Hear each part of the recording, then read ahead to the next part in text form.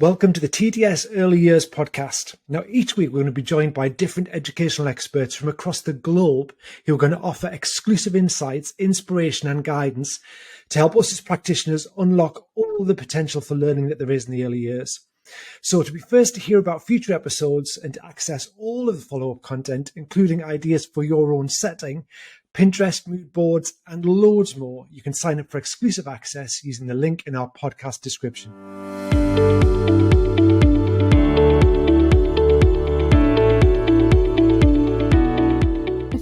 Hello and welcome to the TTS Talking Early Years podcast with me, Alistair Bryce-Clegg. And in this particular episode, we are delving back into looking at forest schools and the forest school movement. And I'm joined by McCree and Sarah Lawfull. And where I'd like to pick up from is what we just said at the end of our last episode, which was all about the idea of forest schools can be a continuum of practitioner development and children's development. And it doesn't always have to start in a forest, although that's where it might end up. So Sarah, have you got any thoughts about the things that we touched on at the end of the last episode in how practitioners can begin to engender that kind of confidence with taking children into the outdoors? Yeah, thanks, Alistair. I think Mel mentioned the forest kindergarten training that came out from people working hard up in Scotland. And then we've got colleagues down in Kent, in Sussex, I'm telling you fibs, in Sussex. So colleagues from all around the country have developed this qualification, which is enabling practitioners to discover the joys of local nature play. It's the stuff that early years people used to do and have gradually lost the confidence to do it. And it is taking children out into the local nature spots. It might be to a beauty spot. It might be to a local park. It might simply be a walk out around the town, finding where plants are growing in walls and in cracks in the pavement. And actually for children to start listening to birds and actually getting outside of the gate of their setting and discovering where plants are growing and trees are growing and just really becoming aware of nature around them. And we know for some children that if they're living in a flat, I was speaking with a teacher earlier on this year who had a small child started in her class, and when the rain came, he didn't know what rain was. He'd never seen rain. And I think we forget that we are now with children who, because of the pandemic, especially were locked in for months and months on end, whose families then became super anxious. They're still not going out very much, still not going to public places. So before the pandemic, we knew children were not getting the physical experiences they needed out in their communities. And we know many children are still not getting them. So unless we in the early years sector are making sure that children get out and get to walk on uneven ground and stamp in puddles and climb on logs and climb trees, then they will never get to do it. It's pretty serious stuff, this, I think, Alistair. I think it is. And it's the appreciation of the fact that when you're outside and you're jumping in a puddle, not only are you developing kind of your sense of risk and awareness, you're developing physically, you're developing emotionally. And there is so much in that early development that happens in those interactions that it is really serious stuff, because if we don't do it in the early years, then as you said earlier, Sarah, those children, when they get older, they become teenagers, they're very risk averse. They also often haven't got levels of resilience. So therefore, all the things we want our future adults to have, that kind of forest schools nature approach to learning really helps with. So I think in terms of it, lots of our people listening will be really familiar with things like going on an environment walk where you go and look at shapes or you go and look at door numbers. And again, a lot of that tends to be linked very much to academic outcomes. But this is way more about noticing. For me, it's about the idea that you want to feel the rain on your skin. You want to begin to look and then look again at the spaces you inhabit frequently, because you're looking for nature. And especially, I suppose, in urban spaces, you're looking for where nature is fighting back and nature is kind of, trying to peep through. Now, we did touch a little bit in the last episode around the kind of qualified adult who can really support that in-depth learning. So I know, Mel, you've done some work around this in terms of the importance of having an adult who's got that understanding? But also, can you kind of flesh out what sort of qualification we'd be thinking about? Well, I think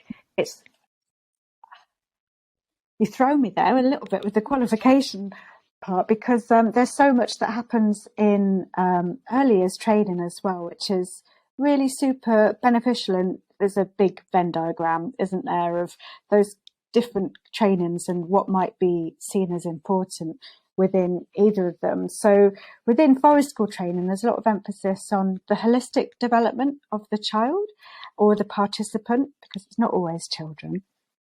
I think that's really crucial to it, to understanding what benefits the participants getting from that experience. And in a study that I did over 3 years with a group of young children who visited some woodland and did some forest school and outdoor play and learning every week with the Wildlife Trust, it was really, really interesting that one of the key benefits for them was around social and emotional time and space. And I think the adult role is crucial in that regard, because there's that real difference that we talk about in standing back when you're observing, and giving space for children to play unobserved away from the adults, or to just, they might seemingly not look like they're doing anything, but actually it's just like the duck paddling hard under the water, isn't it? There's lots going on there. And some of the richest moments for a child might be when they are completely still and completely silent. There was one child that on this research project that I did, they got so used to going to the woods every week and knowing that they could make the choices and that it was led by them. And he said, when we get there, can I just go off and sit on by myself? And the practitioner said, yeah, well, of course, just out of interest, why do you want to do that? Because, well, it's the only time I get any time to myself. And I think that's really important to remember, that for those children, that they're seizing this moment because they realise it's an opportunity that they can, in a world that's, quite rigid in terms of structured time. So if you can afford to give them as much unstructured time as possible, I mean, I like in my sessions for it all to feel unstructured, that the structure's there if they want it and they ask for it, but to start fundamentally from that open space. And another child on that session, he said, can you catch this ball? Said the practitioner. He goes, oh, yeah, I can, if I want to. And I'm quite good at it. And I guess the practitioner says, are you going to get any better? He goes, yeah, when I want to, in my own time, if I feel like it. And there was just that sense that they had some ownership over their own experience. And there's so much that comes from that, isn't there, in terms of self-regulation and being able to, particularly within a natural environment or an environment that's rich in other species that they're regularly visiting, that they have that relationship with a place. Absolutely.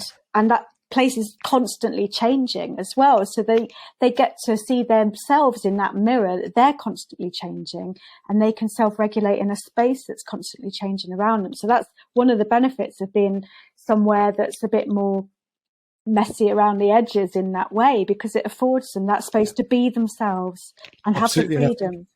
For practitioners as well, it's the knowledge that self-regulation develops in children, and you don't just develop self-regulation by somebody telling you how you should do it. So somebody saying to you repeatedly, say sorry, is not going to make you understand why you need to say sorry. So that idea that you give children freedom to develop by trial and error, that kind of element of self-regulation. And also, you're dead right in that our children live in a world where they get an awful lot of instruction. Mm-hmm. So they don't get a lot of control. So it's like, time to get up, time to get dressed. This is what you wear. Now brush your teeth. Now put your shoes on. Now get your lunchbox. Now sit on the carpet. Now line up at the door. Now put your coat on. So actually, another element of forest schools that I love is that aspect of, right, I've been given the space to make a choice. Do I sit on the log? Do I not sit on the log? Do I catch the ball? Do I not catch the ball? And recently I was doing some reading around the concept of enchantment in early years education. So not just enchantment in terms of just being in the forest, but the idea that when children reach a stage in their engagement with a space, that they become enchanted by the moment. So they lose all sense of time and, sensation because they're just absorbed. And the question that I was reading about, which fascinated me in my role, was how often do we as practitioners create opportunities for moments of enchantment? Yeah. And actually, sometimes by thinking we're doing the right thing, by putting in structure and control and routine and activity and timetable, we squeeze out any opportunities to become truly enchanted. And in a forest school, in every sense of it, when you're out there in nature, there is so much opportunity for enchantment that and that is truly transformative for children, because the research was basically saying when children reach that stage of enchantment, they're so engaged that they actually do go through a learning transformation in some way, shape or form. And when they come out of the enchantment, they are changed by that experience. So why wouldn't we want to do that? Can I tell you about one moment yesterday? I think you'll enjoy it as much as I can. One of the lovely parts of my job is I get to go and visit all the people that we're training and see them running forest school and get to join in with their session. So I was out with 2 different forest school leaders yesterday in quite wild weather. And there were 2 little girls sat on the ground. They'd found a worm. And one little girl said to me, she was 6 years old. She said, "I know what this worm is called." And I said, "Oh, tell me about it." She said, "He's actually Squirm the worm." And I said, "Well, how do you know he's called Squirm?" She said, "He told me."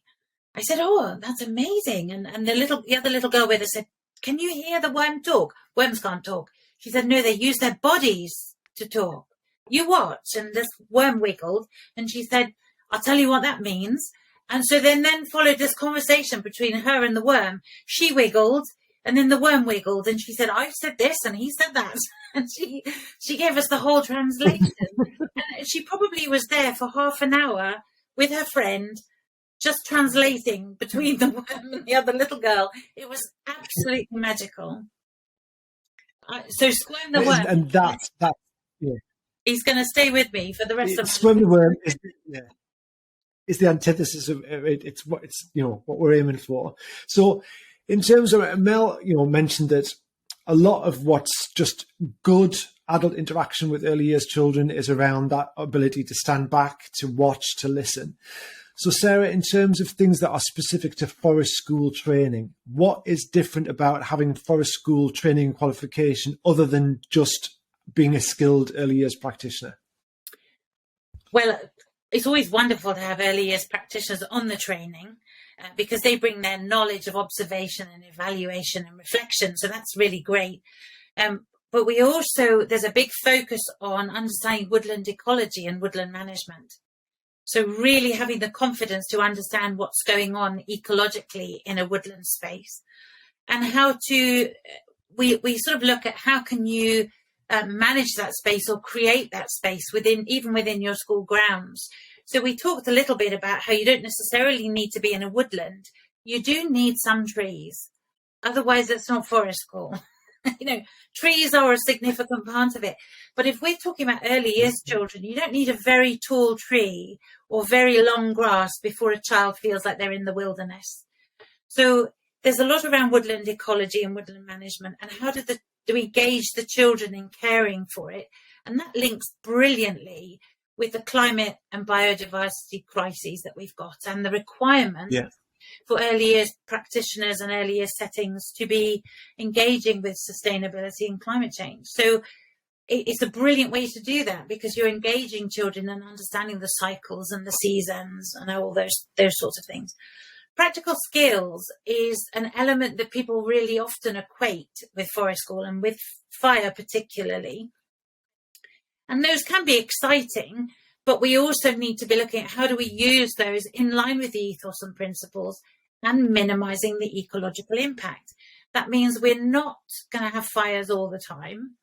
If we're serious about greenhouse gases and we want to use resources wisely, and we don't just see nature as providing us with natural resources, how do we use those sustainably? And that's something that really comes across in good forest school training. how do we tie all these things together? So we really are caring for ourselves, caring for others, including the non-human, and then caring for the planet. So the other thing to say is we look very much at how do you plan for these sessions? How do you plan for a program that is going to be progressive, building on developmental needs, but also on the interests of the children, and responsive to the site, the weather and the plants and the creatures and all that are there. So we look at how do you do that. It's also worth saying, Alistair, that the biggest part of the qualification is the learning and development unit. That is bigger than all the others. It's worth 60 hours of study. So it's looking at what does freedom do for us? What does choice do for us? What does really effective play do? Why is it play based? Why is it not curriculum based? And how do we embed what's happening at forest school back in the setting, rather than taking the curriculum from the setting and taking it out into the woods? I had a colleague who used to say, if anyone does phonics on the log, I'll go mad. They always do that. Yeah, the temptation. The frog on the log. It's too strong.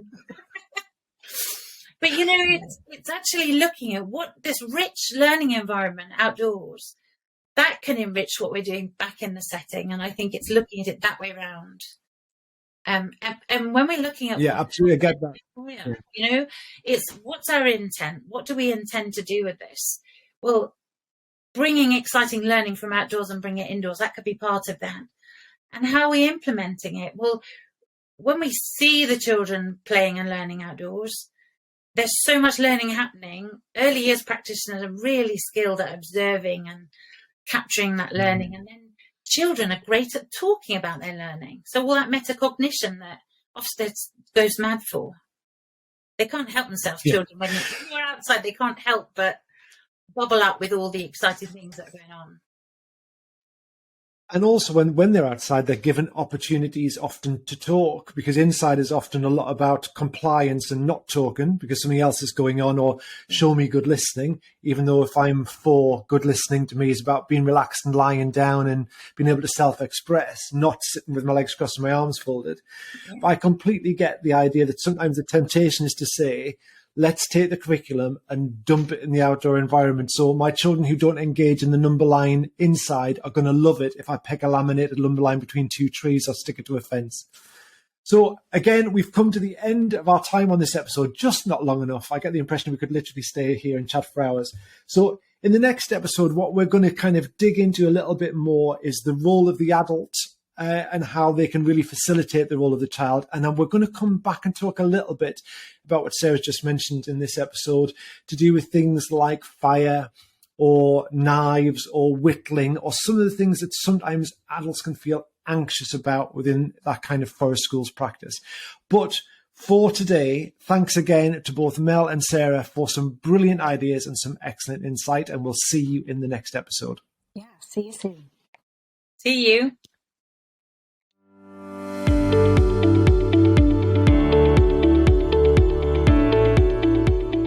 I just want to say a massive thank you to our guests today, Mel and Sarah, for joining us and providing such brilliant and invaluable insights. So you've been listening to the TTS Talking Early Years podcast with me, Alistair Bryce-Clegg, and with Mel McCree and Sarah Lawfull. So if you've been inspired by our conversation today, then don't forget you can sign up via the link in the episode notes, and that will mean you're the first to hear about future episodes, but also you'll get access to some exclusive follow-up content that will include things like ideas for your setting, but also some Pinterest boards that will help you to shop for forest school resources.